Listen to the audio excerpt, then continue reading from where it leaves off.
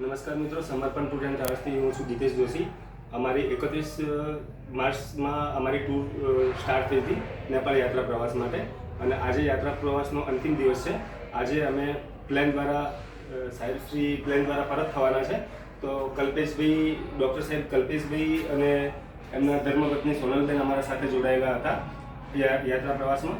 તો આજે યાત્રા પ્રવાસના છેલ્લા દિવસે આપણે એમના રિવ્યૂ લઈશું. તો સાહેબ, અમારા જોડે આપને કેવો અનુભવ રહ્યો?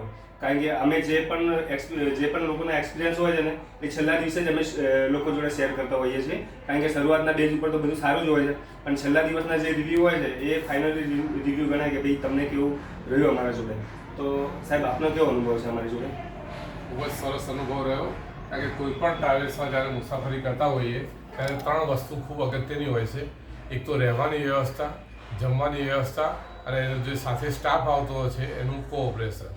તો સૌથી પહેલાં રહેવાની વ્યવસ્થા વાત કરું તો અમને દરેક જગ્યાએ અમે ધાર્યું પણ નહોતું કે આટલા સુંદર એસીવાળા અમને ડબલ બેડરૂમ મળશે.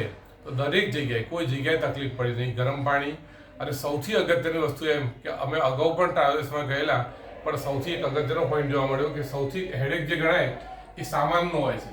ત્યારે ગીતેશભાઈએ કે સમર્પણ ટૂર્સ એન્ડ ટ્રાવેલ્સના મેનેજરે અમારા રૂમ સુધી, ત્રીજે માળ રૂમ હતો, ત્રીજે માળ સુધી અપ ટુ ડોર સુધી અમને સામાન મળ્યો. એ ખૂબ જ અગત્યની વસ્તુ હતી. બીજું, વાત કરી જમવાની અંદર એટલું મસ્ત જમવાનું, ઘર જેવું, કે અમને એમ થયું કે આપણે ઘરની જ એક ટૂર્સ ટ્રાવેલ્સમાં આપણે જઈ રહ્યા છીએ. અને જે ઈચ્છા હોય એવું કંઈ નહીં કે એમનું ફિક્સ મેનુ. આપણે એમ કહેવામાં આવે કે અમને કાલે આ જમવું છે, તો એ પ્રમાણેની વ્યવસ્થા થઈ જાય. એટલે એ પણ બહુ સરસ રહી. અને ત્રીજી વસ્તુ એમ કે સ્ટાફ, ટીમ મેનેજર જે ગીતેશભાઈ છે જોશી, એમનાથી માંડી અને એમના જે લક્ઝરી બસના ડ્રાઈવર, એમનો કુકિંગ સ્ટાફ, એટલો સરસ કોઓપરેશન કે આટલું કોઓપરેશન મેં આજ સુધી કોઈ ટ્રાવેલ્સમાં જોયું નથી. ધન્યવાદ.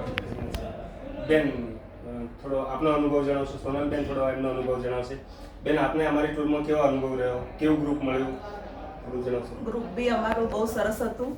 અને અહીંયા આગળ ગીતેશભાઈ અમને રહેવાની આ તે બધી સગવડ બહુ સારી રીતે કરી હતી. જ્યાં જઈએ ત્યાં એસી રૂમ, અને જ્યાં એમ કે જ્યાં જવાનું હતું ત્યાં નજીક જ રૂમ આપી હતી, એટલે અમને બહુ ચાલવામાં ને એમાં તકલીફ નથી પડી. એસીવાળા રૂમ હતા, અને દરેક જગ્યાએ ગરમ પાણી, અને આ જમવાનું ફૂડ વગેરે જમવાનું બહુ સારું હતું. અમે જે કહીએ એ બનાવતા હતા, અને ફૂડ બી બહુ સારું હતું. સ્ટાફ બહુ કોઓપરેટિવ હતો, અને બહુ મજા આવે, અને બહુ એન્જોય બી કર્યો અમે.